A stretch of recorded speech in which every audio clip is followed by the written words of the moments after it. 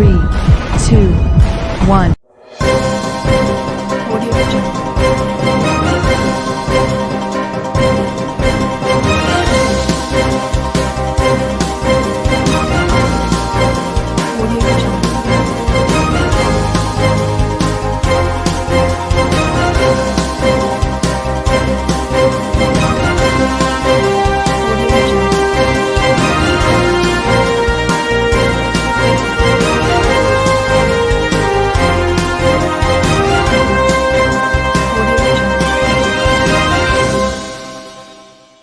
नमस्कार, मैं हूं नरेश राघानी और आप देख रहे हैं horizon news. Ward number 48 Gurjar धरती सुखाड़िया उद्यान में लगा वैक्सीनेशन कैंप 18 प्लस व 45 प्लस आयु वर्ग को लगाई गई कोविशील्ड की पहली और दूसरी डोज। शुक्रवार को वार्ड 48 के गुर्जर धरती स्थित सुखाड़िया उद्यान में विधायक प्रत्याशी हेमंत भाटी व क्षेत्रीय पार्षद चंचल बहरवाल के आग्रह पर चिकित्सा विभाग द्वारा वैक्सीनेशन कैंप लगवाया गया। भाटी और बहरवाल के प्रयासों से इलाके में लगवाए गए छठे कैंप में कोविशील्ड वैक्सीन की पहली और दूसरी डोज लगाई गई। करीब 400 लोगों के लिए वैक्सीनेशन की व्यवस्था की गई। मजदूर वर्ग का इलाका होने की वजह से बड़ी संख्या में महिला, पुरुष और युवा वैक्सीन लगवाने केंद्र पर पहुंचे, जहां व्यवस्थाएं बनाने में कार्यकर्ताओं को मशक्कत भी करनी पड़ी।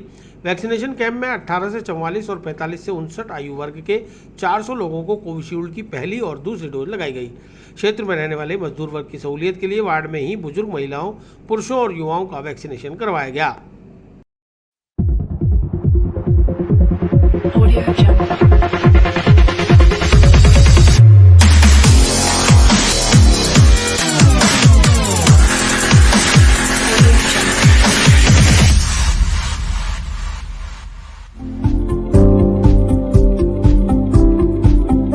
किस तरह का शिविर लगाया गया? आज वार्ड 48 के अंदर चंचल बहरवाल और हेमंत भाटी जी के द्वारा आज सुखाड़िया उद्यान के अंदर वार्ड 40 में कोविशील्ड का कैंप लगाया गया है। अभी तक मेरे वार्ड के अंदर ये छठा कैंप है। इस कैंप के अंदर हमने करीबन आज तो हम 500 डोज लगा रहे हैं, मगर पूरे वार्ड के अंदर 450 से 5,000 के 4,500 या 5,000 के लोगों के भी हमने वैक्सीन लगा चुके हैं। यानी हमारे जो वार्ड का रेशो है वो 85% लोगों को हमने वैक्सीन कर चुके हैं। और मैं सभी जनता से ये अनुरोध करूंगा कि इंडिया के अंदर तीसरी लहर प्रारंभ होने जा रही है, तो सभी लोग वैक्सीन लगाने की अनिवार्यता करें और अपने हाथ सैनिटाइजर से धोएं और मास्क जरूर लगाएं, क्योंकि तीसरी लहर और भी खतरनाक बताई जा रही है। तो सभी लोगों को निवेदन करता हूँ कि अपना वैक्सीन जरूर लगाएं। इससे कोई भी परेशानी नहीं है, इससे कोई भी बीमारी नहीं है, ना ही कोई लोग मर रहे हैं। ये झूठी अफवाहें हैं और सभी लोगों से अनुरोध करता हूं कि वो वैक्सीन जरूर लगवाएं। राजस्थान रोडवेज के श्रमिक संगठनों के संयुक्त मोर्चा द्वारा बस स्टैंड पर अर्धनग्न प्रदर्शन। रोडवेज के सेवारत और सेवानिवृत्त कर्मचारियों की ज्वलंत मांगों को लेकर किया जा रहा है चरणबद्ध आंदोलन। राजस्थान परिवहन निगम के श्रमिक संगठन संयुक्त मोर्चे द्वारा रोडवेज के सेवारत एवं सेवानिवृत्त कर्मचारियों की तत्कालीन ज्वलंत मांगों को लेकर किए जा रहे चरणबद्ध आंदोलन की कड़ी में शुक्रवार को समस्त मुख्यालयों व प्रदेश के सभी आगारों और केंद्रीय कार्यशालाओं पर दोपहर 1 बजे से 2 बजे तक अर्धनग्न होकर विशाल प्रदर्शन किया गया।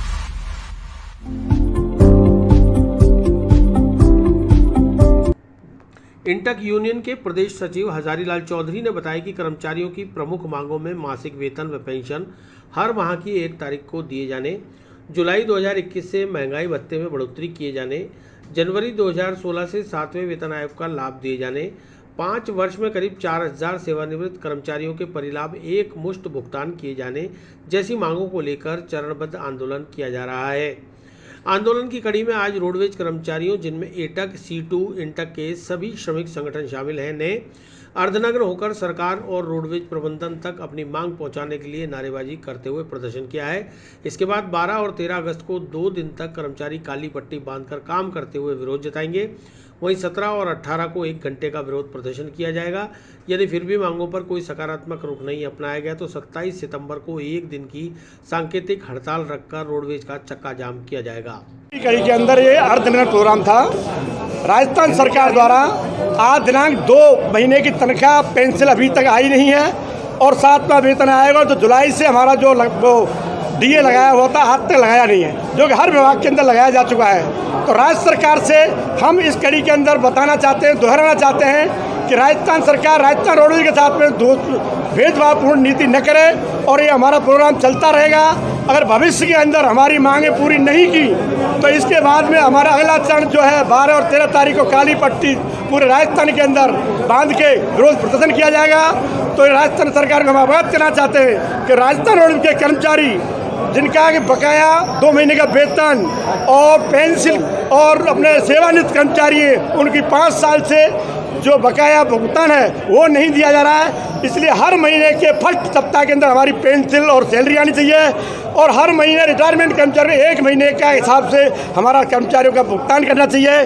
और नई बसें, नई भर्ती ये ज़रूरी है। राजस्थान रोडवेज को चलाने के लिए गाड़ी और कर्मचारियों की ज़रूरत है, वो भी ज़रूरी है। 7वां वेतन आयोग आज की तारीख में हर विभाग को दिया जा चुका है, मगर राजस्थान रोडवेज को नहीं दिया है।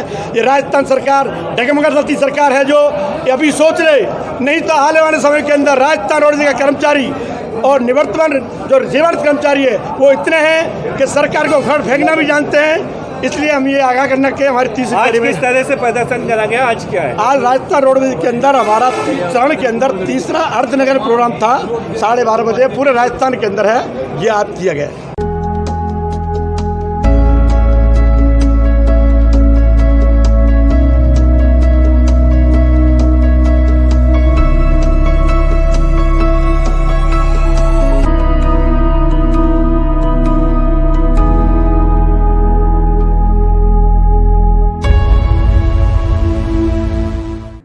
एटक यूनियन के सचिव अनिल कटारिया ने बताया कि राजस्थान राज्य पथ परिवहन निगम में कार्यरत कर्मचारियों को 2 महीने से वेतन का भुगतान नहीं होने से रोडवेज कर्मचारियों को घर परिवार चलाने में भारी परेशानियों का सामना करना पड़ रहा है।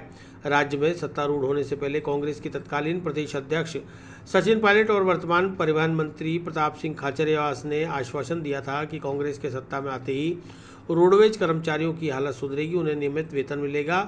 लेकिन उनकी सरकार को आज 3 साल हो चुके हैं, आज भी रोडवेज कर्मचारियों की स्थिति जस की तस है। और तो और अब तो समय पर मासिक वेतन भी नहीं मिल पा रहा। वहीं रोडवेज से रिटायर हुए रोडवेज कर्मचारियों को पेंशन भुगतान और सेवानिवृत्ति के परिलाभ भी नहीं दिए गए हैं। ऐसे में रोडवेज कर्मचारियों और रिटायर्ड रोडवेज कर्मचारियों में सरकार और प्रबंधन के खिलाफ आक्रोश बढ़ता जा रहा है। देखो, राजस्थान रोडवेज का कर्मचारी एक लंबी समय से अपनी जायज़ मांगों के लिए लड़ता आ रहा है, लेकिन चाहे पूर्ववर्ती सरकार हो चाहे वर्तमान सरकार हो, राजस्थान रोडवेज कर्मचारियों को उनकी दृष्टि में कुछ भी नहीं है। हम संघर्ष करते रहे, हमारी चाहे वो 7वें वेतन आयोग की मांग हो, चाहे हमारे जो सेवानिवृत्त कर्मचारी है 5 साल से जिनको परिलाभ नहीं मिला वो हो, चाहे हमारे जो प्रतिमाही प्रत्येक दिवस पर जो तनख्वाह मिलनी चाहिए वो भी नहीं मिल रही है, ना ही हमारे DA लगाया जाता है, ना ही नई बसों की खरीद हो रही है, ना ही हमारे नए कर्मचारियों को भर्ती किया जा रहा है। ऐसी स्थिति के अंदर रोडवेज को चला पाना बहुत मुश्किल काम हो रहा है। ना तो हमारे पास बसें हैं, ना हमारे पास इतने ही कर्मचारी है। राजस्थान रोडवेज का कर्मचारी इतना परेशान, इतना दुखी हो चुका आंदोलन कर करके भी, लेकिन सरकारें अपने कान में रुई डाल करके बैठी है जो कि सुनने को तैयार नहीं है। ऐसी स्थिति में रोडवेज कर्मचारियों ने अपनी कमर कस ली है और वो एक लंबे संघर्ष के लिए तैयार है। आज हमने सब अर्धनग्न प्रदर्शन किया है, इससे पहले भी हमने 2-4 दिन पहले प्रदर्शन किया था। आगे में हम काली पट्टी बांध कर जिस हद तक हम संघर्ष कर सकते हैं उस संघर्ष के लिए हम तैयार है। राजस्थान रोडवेज कर्मचारी आज ये आगाह कर देना चाहता है राजस्थान सरकार को, या तो हमारी बात समय पर मान ली जाए, जो हमारी जायज़ मांगे उनको पूरा कर दिया जाए, नहीं तो हम उनकी ईंट से ईंट हिला करके रख देंगे। ये हमारा सभी राजस्थान रोडवेज कर्मचारियों को उनकी खुली चेतावनी है। अगर मांग पूरी नहीं होती तो क्या बसों का चक्का जाम? निश्चित रूप से हमारी पूरी प्लानिंग है, अक्टूबर के अंदर हमारे चक्के जाम तक की पूरी योजना तैयार है, लेकिन हम चाहते हैं कि वहाँ तक सरकार नौबत नहीं जाने दे और उससे पहले हमारी मांगे पूरी हो जाए। वार्ड 29 नेहरू नगर अजय नगर में खोले गए शराब के ठेके का हो रहा है विरोध। वार्ड पार्षद व क्षेत्रवासियों ने जिला कलेक्टर को ठेका हटवाने के लिए सौंपा ज्ञापन। वार्ड नंबर 29 नेहरू नगर अजय नगर में ठीक साईं बाबा मंदिर के सामने वाले रास्ते पर अवैध रूप से टीन शेड लगाकर खोले गए शराब के ठेके का क्षेत्रवासी विरोध कर रहे हैं।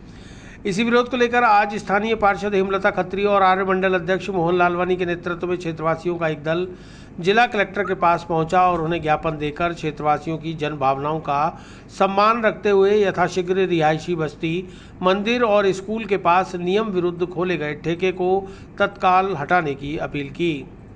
पार्षद हेमलता खत्री ने बताया कि जहां ठेका खोला गया है उसके पास ही मीन महादेव का मंदिर, गुरुद्वारा, काली माता मंदिर और साईं बाबा मंदिर है। साथ ही मिनीलैंड, किरण पब्लिक स्कूल और मेडिटेटिव स्कूल के साथ ही राजकीय उच्च माध्यमिक विद्यालय भी है। ऐसे में शराब की दुकान को खोलने से जन भावनाओं के साथ धार्मिक आस्थाएं भी धूमिल हो रही हैं, इसलिए यथाशीघ्र ठेके को हटवाया जाए।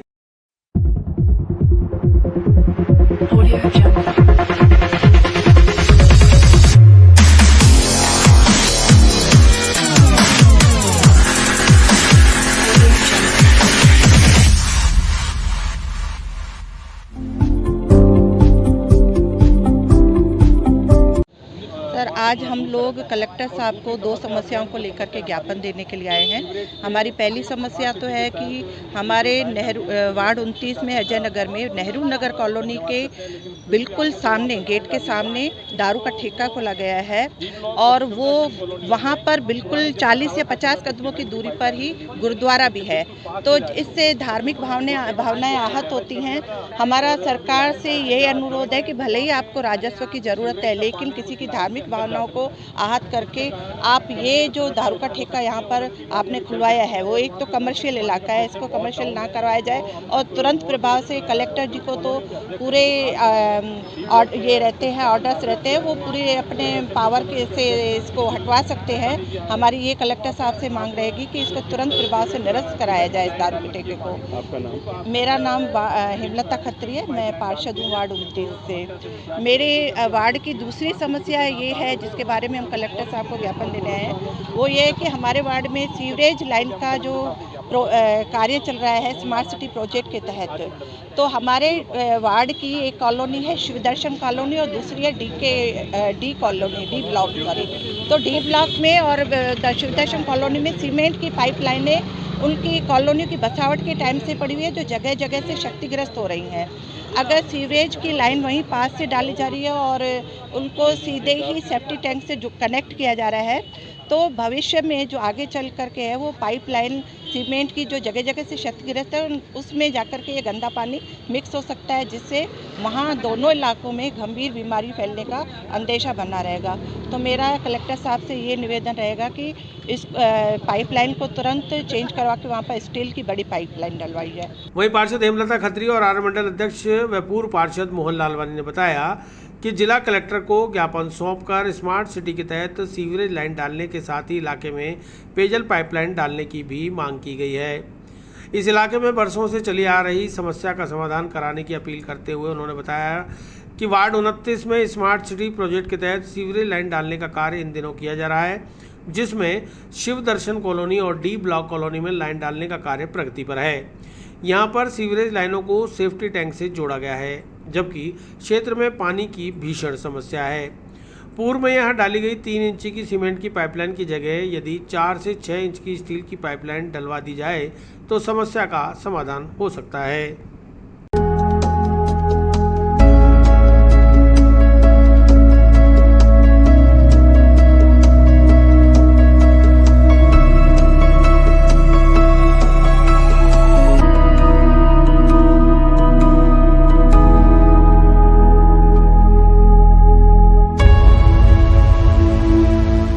आज हम यहाँ पे नेहरू नगर के गेट के सामने जो शराब की दुकान लगी हुई है और बिल्कुल उसके पास में एक तो गुरुद्वारा है और दूसरा साईं बाबा मंदिर का रास्ता है, तो वहाँ पे उसके दोनों के खुलने से आप देखेंगे कि जो श्रद्धालु हैं उनकी भावना आहत हो रही है।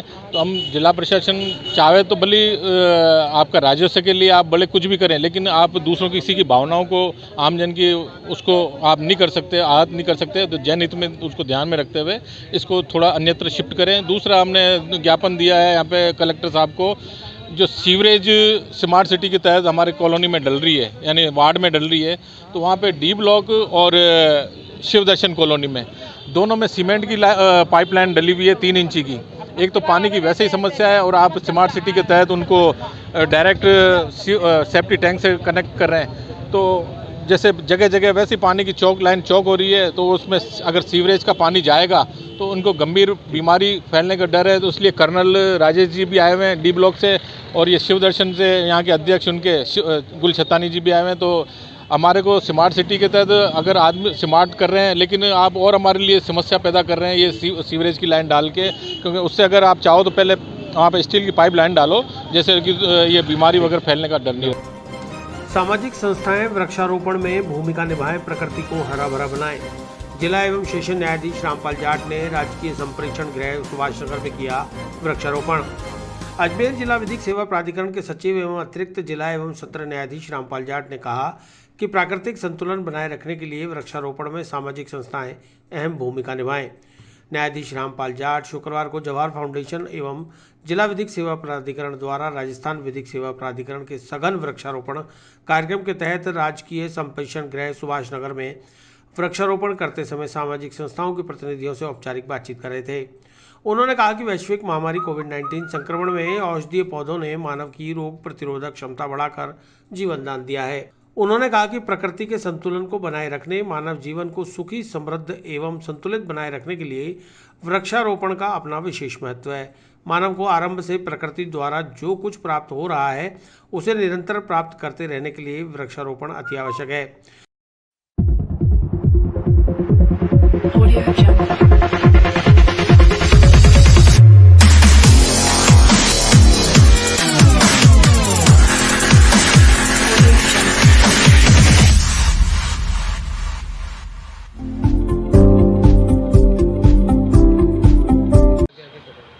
आज वृक्षारोपण किया गया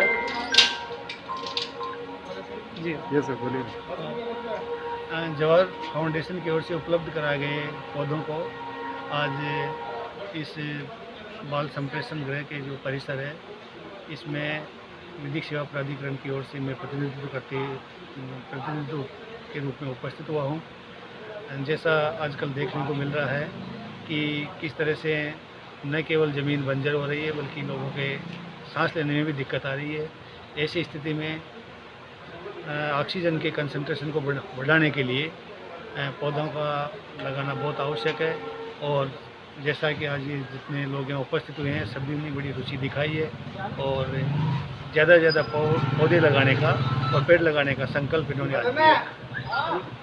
वृक्षारोपण कार्यक्रम के संयोजक आनंद बढ़ारा ने बताया कि जिला विधिक सेवा प्राधिकरण के सचिव एवं अपर सेशन न्यायाधीश रामपाल जाट, बाल अधिकारिता विभाग की अतिरिक्त निदेशक रीना शर्मा, जिला बाल संरक्षण सामाजिक न्याय एवं अधिकारिता विभाग की सहायक निदेशक रुचि मौर्य और जवाहर फाउंडेशन के प्रभारी राजेंद्र गोयल के नेतृत्व में राजकीय संप्रेषण गृह में छायादार एवं फलदार वृक्षों का ट्री गार्ड वृक्षारोपण किया गया।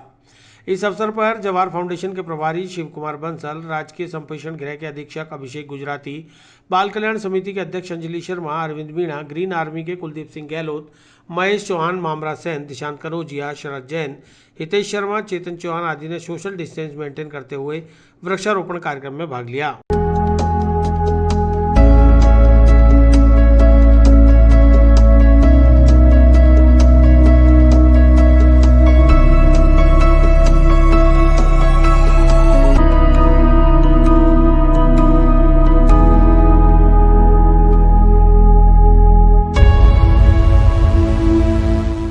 आज आए जिला सत्र न्यायाधीश महोदय का और आप सभी लोगों का धन्यवाद देना चाहता हूं।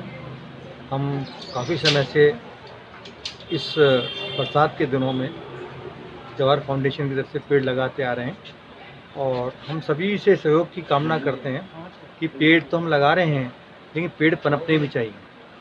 अगर 100 पेड़ लगते हैं तो कम से कम 75 पेड़ पनपने चाहिए। इसी विश्वास के साथ कि हम सब पेड़ पे लगाएंगे। हर आदमी, एक आदमी, हम 135 करोड़ लोग हैं हिंदुस्तान में, और एक आदमी एक पेड़ लगाए तो एक साल में 135 करोड़ पौधे लग जाएंगे। और 135 करोड़ अगर पेड़ लग गए तो विश्वास जानिए कि जो एनवायरमेंटल समस्याएं हैं, जो जगह जगह पर्यावरण की समस्या आ रही है, वो दूर होने का एक पूरा मौका मैं इस अवसर पर आप सभी लोगों को धन्यवाद देना चाहूँगा।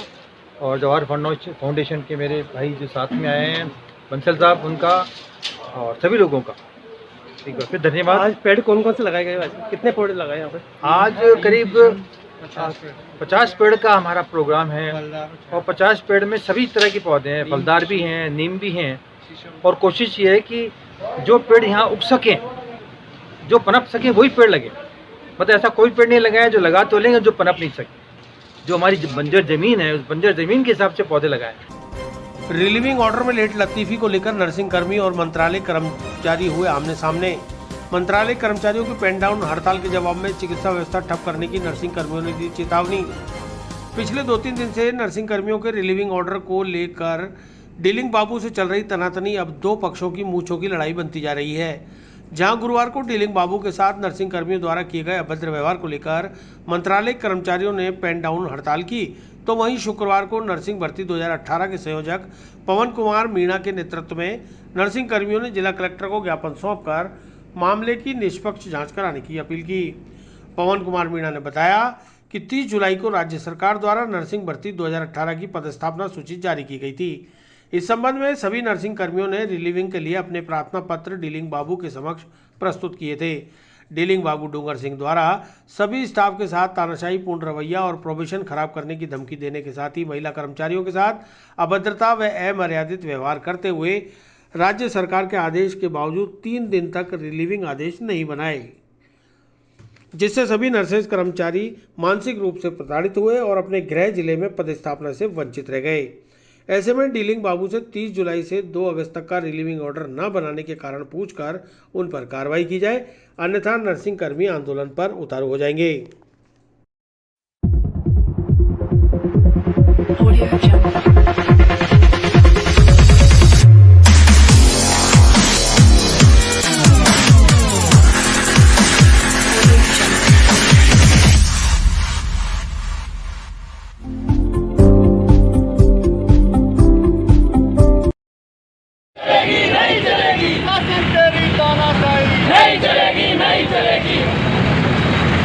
महिला नर्सेज कर्मी के साथ शोषण नहीं सहेंगे, नहीं सहेंगे, नहीं सहेंगे।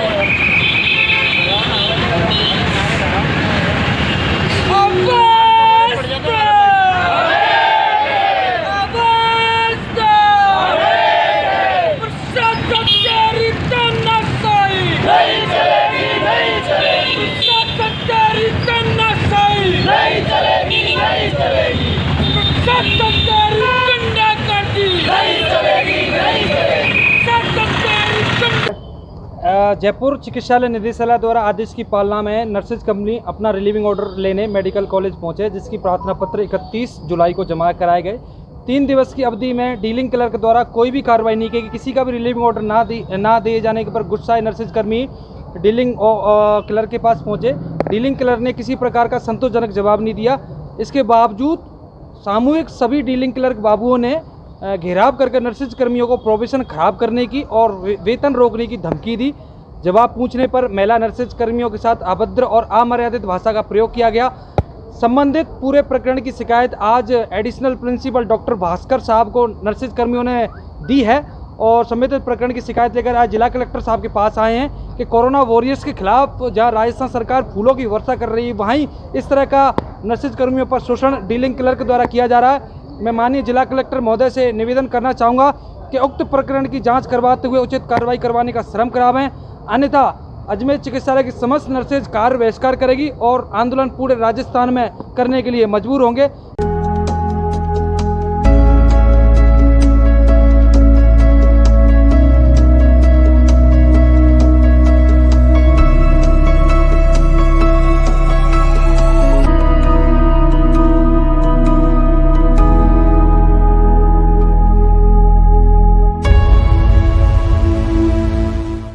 तारीख को ना हमारी पदस्थापन सूची जारी हुई राज्य गवर्नमेंट की तरफ से।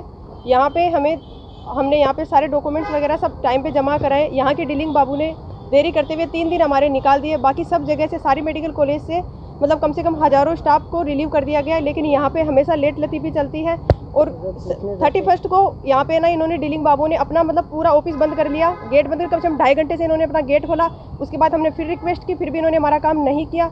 उल्टा हमें धमकी दी कि यहाँ से बाहर निकल जाओ, नहीं तुम्हारा प्रोबेशन पूरा ख़राब करके रख दूंगा मैं। हमेशा फीमेल से हमेशा बदतमीजी से बात करते हैं, बिल्कुल भी तमीज़ नहीं है बात करने की यहाँ के स्टाफ को। अगर कार्रवाई नहीं होती है इनके ऊपर तो मैं महिला आयोग में जाऊंगी, क्योंकि हमेशा हमें बदतमीजी से बात करता है। एक फीमेल से मतलब इसको बात करने के बिल्कुल भी तरीका नहीं है कि कैसे बात करी जाती है एक फीमेल स्टाफ से। आज क्या करा? आज हमने जिला कलेक्टर महोदय और हमारे प्रिंसिपल सर को एप्लीकेशन दी है।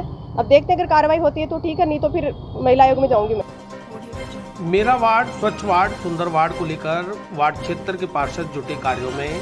पंशील नगर गणेश गुआड़ी के बरसों से बंद पड़े नाले की कराई सफाई। वार्ड नंबर 76 के पार्षद अतीश माथुर के आग्रह पर नगर निगम द्वारा वार्ड के पंशील स्थित गणेश गुआड़ी में मानसून के दौरान आई बारिश की वजह से जल भराव की परेशानी को दूर करने के लिए इस क्षेत्र में बरसों पूर्व बनाए गए एक नाले को खोजकर आज उसकी मिनी पोकलैन मशीन से साफ सफाई कराई गई। अतीश ने बताया कि यह नाला यहां पर हुए विभिन्न कार्यों के चलते मलबे मिट्टी में दबा दिया गया, जिसका कोई नामो निशान नजर नहीं आ रहा था। इस नाले के न होने की वजह से गणेश गुआड़ी में बारिश के दौरान जल भराव की परेशानी पैदा हो रही थी। आज क्षेत्रवासियों के साथ नाले को खोजकर नगर निगम मेयर से अपील कर एक मिनी पोकलैन मशीन मंगाई गई और आज ही नाले की साफ सफाई हो गई। अब इस क्षेत्र में जल भराव की समस्या से निजात मिल जाएगी। गौरतलब है कि पंशील नगर के Ganesh Guadi block A, B, C के तहत सभी नालों की सफाई मानसून पूर्व जेसीबी मशीन से कराई गई थी।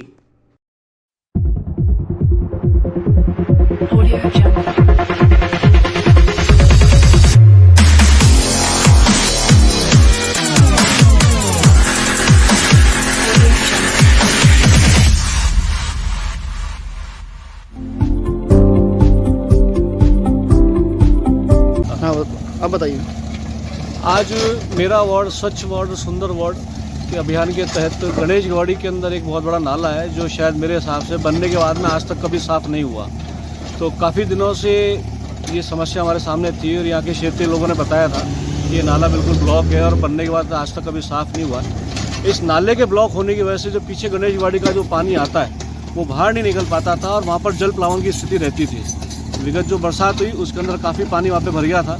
जब देखा तो वो जो है ब्लॉकेज सारा का सारा आगे है। तो निगम के द्वारा हमने छोटी पोकलैन मशीन मंगाई है और उससे इस नाले को साफ़ करवा रहे हैं, जिससे कि ये रास्ता खुले और जो बरसात का पानी आता है वो इस नाले के थ्रू तालाब के अंदर जाए। तो हमारा प्रयास है कि ये नाला पूरा साफ़ हो और पानी जो है बरसात का जो है यहाँ पर गणेश गुआड़ी के अंदर ना भरे और सीधे तालाब के अंदर जाए।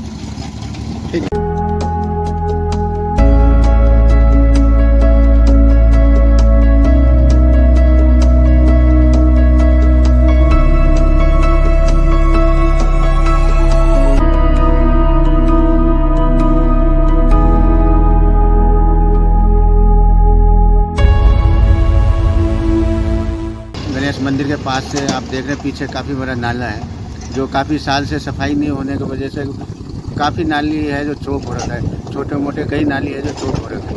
अभी हम हमारे पार्षद साहब से गुजारिश करा था, जो पार्षद साहब के इनका पहल रंग ला रहा है और धीरे धीरे हर वार्ड में हर नाली और कई चीज़ की व्यवस्था है जो धीरे धीरे दुरुस्त हो रहा है। और ये नाली साफ़ होने से जो निचला हिस्सा गणेश गुआड़ी के वहाँ पानी इकट्ठा नहीं होगा और ये नाली साफ़ होने से हमारे जो पीछे तालाब है दो, ये पानी उधर ही इकट्ठा होगा, तो उससे किसान को भी फायदा है। और गणेश गुआड़ी के जो निचला हिस्सा है वहाँ जो पानी अभी पिछले दिन जो बारिश होया जल भराव होया था, इससे भी मुक्त होंगे। भैया एक्चुअली हम यहीं के रहने वाले लोकल नागरिक हैं और इसलिए काफ़ी सालों से जो आप कह रहे हैं ना बारिश के मौसम में पानी बढ़ने की स्थिति, प्रॉपर ड्रेनेज सिस्टम ना होने के कारण जो नाले हैं नालियाँ हैं जो ब्लॉक हो गई हैं उस कारण पानी भरा करता था। अगर वो प्रॉपर वे में चालू हो जाए एक बार तो पानी की जो है ना बनने की स्थिति कभी आए नहीं। जो निचले इलाके हैं दूसरे से उसी नजर रखते हुए पास से गुजारिश की थी और पास साहब ने उसकी बिल्कुल तुरंत प्रभाव से देखते हुए पानी कि हाँ पानी भर रहा है, हैंड टू हैंड ये पोकलैन मशीन मंगा के और तुरंत निकासी व्यवस्था करिए। अगर निकासी व्यवस्था होती है तो आने वाले समय में या बाहर समय कभी भी ऐसी स्थिति नहीं होगी जिससे पानी भरे या लोगों को आपस में दुर्गंध आवे या कुछ आवे कचरा वगैरह। उस हिसाब से नाले को जो पुराना नाला है वापस चालू कराने की व्यवस्था की जाए। यहाँ पर कितने ऐसे नाले हैं जिनकी सफाई की आवश्यकता है? करीबन 4-5 नाले हैं जो बंद हो गए हैं पिछले काफ़ी सालों से, उनके जो बनने के बाद आज तक कभी वो शुद्धि नहीं ली गई है, ठीक है ना। वो काफ़ी बंद हो चुके हैं, बड़े बड़े पत्थर हैं जो भी हैं, पहाड़ी एरिया पूरा है तो बंद हो चुके हैं। इससे कारण ही ये पानी भरता है कॉलोनियों में। अगर वो प्रॉपर चालू हो तो कभी कॉलोनी पानी भरे ही नहीं। ठीक है। श्रावण मास में भोले बाबा को रिझाने के लिए सहस्त्रधारा एवं भंडारे के हो रहे हैं आयोजन। तारागढ़ रोड गढ़बीटली स्थित महादेव मंदिर पर सहस्त्रधारा और भंडारे में भक्तों ने शामिल होकर कमाया धर्म लाभ। सावन के पवित्र महीने में भगवान भोलेनाथ के मंदिरों में शिव भक्त भगवान शिव का नयन अभिराम श्रृंगार कर मंदिरों में विशेष साज सज्जा के साथ सहस्त्रधारा के आयोजन कर रहे हैं। इसी कड़ी में शुक्रवार को तारागढ़ रोड स्थित गढ़बीटली महादेव मंदिर पर सहस्त्रधारा का आयोजन किया गया। शिव भक्त सत्यनारायण शर्मा ने जानकारी देते हुए बताया कि गढ़बीटली के इस आकर्षक महादेव मंदिर का शिव भक्त सत्यनारायण शर्मा ने जानकारी देते हुए बताया कि गढ़बीटली के इस आकर्षक महादेव मंदिर का शिव भक्तों ने जीर्णोद्धार कराकर इसे नया और मनोरम स्वरूप प्रदान किया है। मंदिर के शीर्ष पर शेषनाग लहराता हुआ सुंदर और आकर्षक नजर आता है। आज शिव भक्तों के आपसी सहयोग से यहाँ सहस्त्रधारा और भंडारे का आयोजन किया गया, जिसमें शहर के दूर दराज क्षेत्रों से इस मनोरम पहाड़ी पर स्थित महादेव मंदिर में अनेक लोग आए और भगवान शिव की पूजा अर्चना भजन कीर्तन करते हुए अच्छी बरसात और सुख शांति की प्रार्थना की है।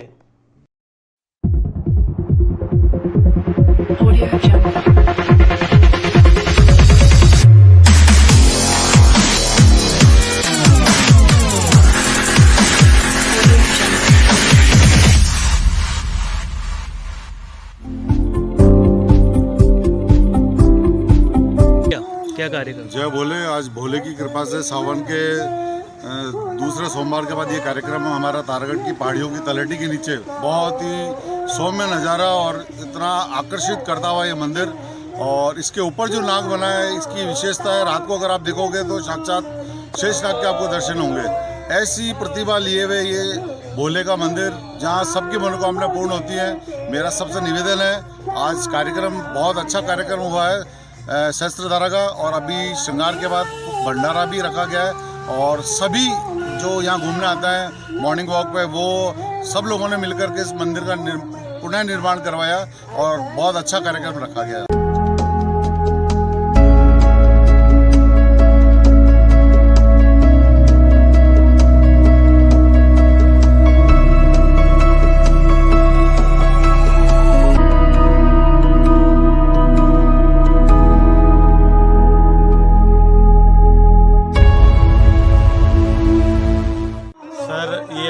गढ़बीटली महादेव मंदिर इसका एक वार्षिक उत्सव, जो पहला प्रथम वार्षिक उत्सव आज हम मना रहे हैं धूमधाम से। इसके अंतर्गत हमने यहाँ पे सहस्त्रधारा का कार्यक्रम रखा, नयनाभिराम श्रृंगार और शाम को भोजन प्रसादी, ये कार्यक्रम हमारे इस मंदिर में रखा गया है। और तारागढ़ के जो प्राचीन नाम है गढ़बीटली, इस गढ़बीटली इस प्राचीन नाम के ऊपर ही हमारे इस महादेव मंदिर का नाम रखा गया है, गढ़बीटली महादेव मंदिर। बहुत ही सुरम्य और सुंदर जगह पर ये स्थित है। कृपया सभी भक्त इस मंदिर पर जरूर पधारें। जय शंकर, जय भोले, हर हर महादेव। स्मार्ट सिटी अजमेर शहर को बनाए सुंदर व हरा भरा। स्वच्छ, सुंदर व हरे भरे अजमेर की परिकल्पना को लेकर करें पौधारोपण।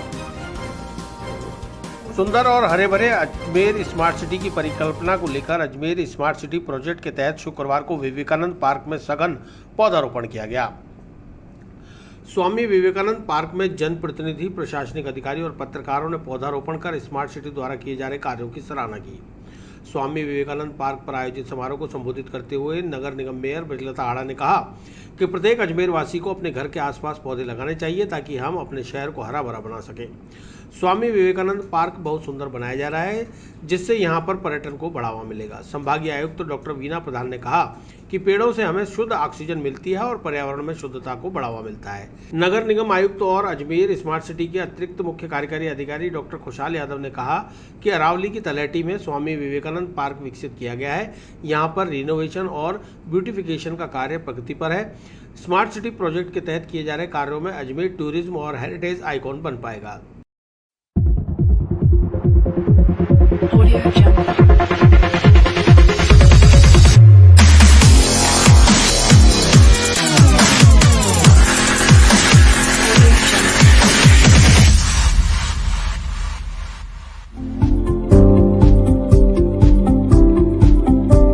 राजस्थान लोक सेवा आयोग की सचिव श्रीमती शुभम चौधरी ने कहा कि कोविड महामारी के दौरान सभी का ध्यान पेड़ों की तरफ गया है। पेड़ों से हरियाली बढ़ती है और पर्यावरण को भी बढ़ावा मिलता है।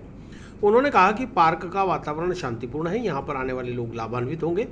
स्वामी विवेकानंद पार्क में 100 से अधिक पौधे लगाए गए। कार्यक्रम में नगर निगम मेयर श्रीमती बजलेता हाड़ा, संभागीय आयुक्त डॉक्टर बीना प्रधान, जिला कलेक्टर एवं अजमेर स्मार्ट सिटी के मुख्य कार्यकारी अधिकारी प्रकाश राज पुरोहित, अजमेर नगर निगम आयुक्त और अजमेर स्मार्ट सिटी के अतिरिक्त मुख्य कार्यकारी अधिकारी डॉक्टर खुशहाल यादव, अतिरिक्त संभागीय आयुक्त गजेंद्र सिंह राठौड़, एडीए सचिव किशोर कुमार, आरपीएससी सचिव शुभम चौधरी, नवज्योति के प्रधान संपादक दीनबंधु चौधरी, दैनिक भास्कर के संपादक डॉक्टर रमेश अग्रवाल, राजस्थान पत्रिका के संपादक युगलेश शर्मा, रीजनल संपादक रमेश शर्मा, टीवी 18 के अजमेर प्रभारी अभिजीत दवे, GTV से अशोक सिंह भाटी, फर्स्ट इंडिया से शुभम जैन, समाचार जगत के अजमेर प्रभारी नेमीचंद तंबोली सहित स्थानीय पत्रकारों ने पौधारोपण किया।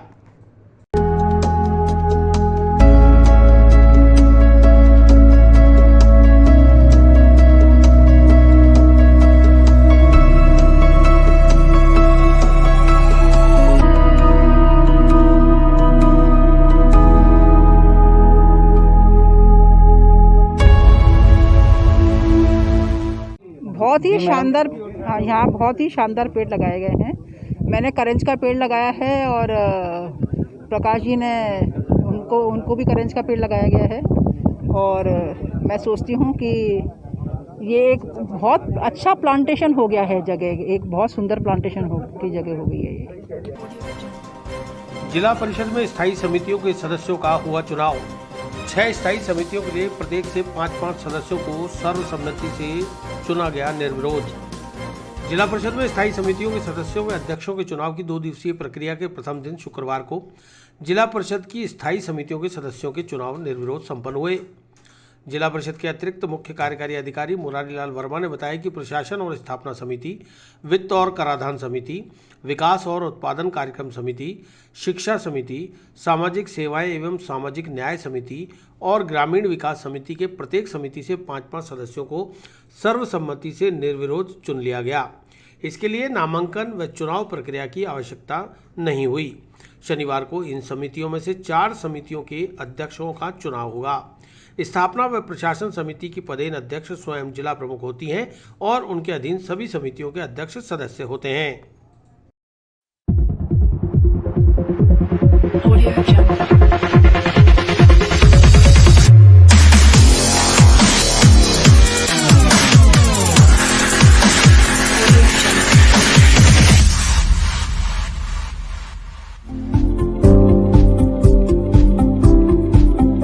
के अध्यक्षता एक आदमी करनी पड़ती है, वो हमारा पुराना आज का नहीं है, पुराना सिस्टम रहा है। वो एक अध्यक्ष के रूप में जिला प्रमुख काम करें। आप सब पूरे परिवार के सदस्य सब बराबर है, सब सदस्य और कमेटियों के भी सब बराबर रहेंगे। यानी कि जो कमेटी के अध्यक्ष बन गए उनको स्पेशल कोई बजट दिया जाएगा या कमेटी के जो ज़्यादा उसको कोई महत्व दिया जाएगा, कोई कुछ नहीं है। यहाँ मीटिंगें भी आप जानते हो इतनी होती है, जो अभी पाड़िया जी ने सारी बताई। सबका मान सम्मान बराबर रहेगा, इसमें कोई फर्क नहीं रहेगा।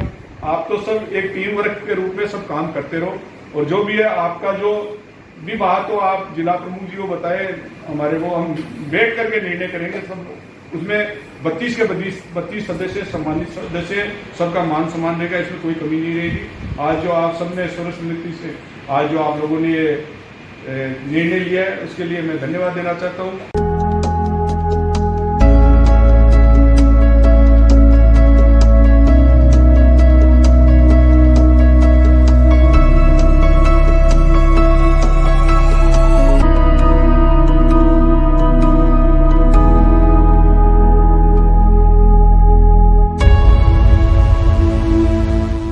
आज जिला परिषद के स्थायी समितियों के चुनाव थे, जिसमें 6 स्थायी समितियां थी, उसके सर्वसम्मति से चुनाव हुए हैं। कल अध्यक्षों के चुनाव होंगे। 2 स्थायी समितियों के तो जिला प्रमुख जी ही हमारे पदेन अध्यक्ष होते हैं। 4 के अध्यक्ष के चुनाव कल हो जाएंगे और बाकी सभी जो एक भी ऐसा आवेदन नहीं आया निर्वाचन में कि जिसका चुनाव करवाने की आवश्यकता हो, सभी सर्वसम्मति से एक एक निर्वाचन आया, तो निर्विरोध ही उनको निर्वाचित घोषित किया है हमने। कितने पदों पर? और एक 6 समिति हैं, एक समिति में 5 सदस्य होते हैं, एक समिति में 5 सदस्य होते हैं, और प्रशासन और स्थापना समिति के अंदर पदेन अध्यक्ष रहते हैं हमारे जिला प्रमुख जी, और सभी अध्यक्ष भी उसके सदस्य होते हैं। ये एक बड़ी समिति होती है। बाकी और शिक्षा की समिति है, ग्रामीण विकास की समिति है, सामाजिक सुरक्षा और सामाजिक सेवाओं की समिति है। इस प्रकार 6 समितियां हैं ये, जो इसमें प्रत्येक में 5-5 सदस्य का निर्वाचन है। और हमारे यहाँ सर्वसम्मति से चुनाव हुए, सर्वसम्मति से कोई निर्वाचक से नहीं आया कि भाई मतदान करवाने की आवश्यकता हो। कल किस तरह से रहेगा? कल अध्यक्ष का रहेगा। अध्यक्ष 4 कमेटियां हैं, उनके अध्यक्ष का चुनाव कल करवा लिया। वार्ड 33 खानपुरा कंचननगर दोराई के क्षेत्रवासी जल भराव की समस्या से हैं त्रस्त। अजमेर डेयरी के नजदीक दोनों मार्गों पर बारिश बंद होने के बावजूद भरा हुआ है कई फीट पानी। वार्ड 33 के अंतर्गत आने वाले खानपुरा, कंचननगर और दोराई के क्षेत्रवासियों ने बारिश के दौरान मुख्य मार्गों पर 6-6 फीट पानी भर जाने की समस्या का निदान नहीं होने पर उग्र आंदोलन की चेतावनी दी है। वार्ड 33 के पार्षद जावेद खान ने बताया कि बारिश के दौरान दोराई फाटक से मुख्य मार्ग पर लगभग 6 फीट पानी भर जाता है, जिससे यहाँ के लोग नारकीय जीवन जीने को मजबूर हैं। कई बार निगम आयुक्त, कलेक्टर और जिला प्रशासन के आला अधिकारियों को सूचना देकर इस समस्या से निजात दिलाने की अपील की गई, लेकिन अभी तक कोई कार्रवाई नहीं की जा रही। जावेद खान ने आज जिला कलेक्टर को ज्ञापन देने के बाद बताया कि यहाँ के लोगों का संपर्क थोड़ी ही बरसात में शहर से कट जाता है, लोग कहीं भी आ जा नहीं सकते। अभी तो स्कूल बंद है, यदि स्कूल खुल जाएंगे तब बच्चे कैसे आ जा सकेंगे। रेलवे ओवरब्रिज के निर्माण का काम भी कछुआ गति से चल रहा है। साथ ही सड़कों के टेंडर होने के बावजूद ठेकेदार काम शुरू नहीं कर रहे। ऐसे में कंचननगर, दोराई और खानपुरा के लोग खासे परेशान हैं। लोगों ने चेतावनी दी है कि यदि जल्द समस्या का हल नहीं हुआ तो वे सड़क पर ही आमरण अनशन शुरू करेंगे, जिसकी समस्त जिम्मेदारी जिला और पुलिस प्रशासन की होगी।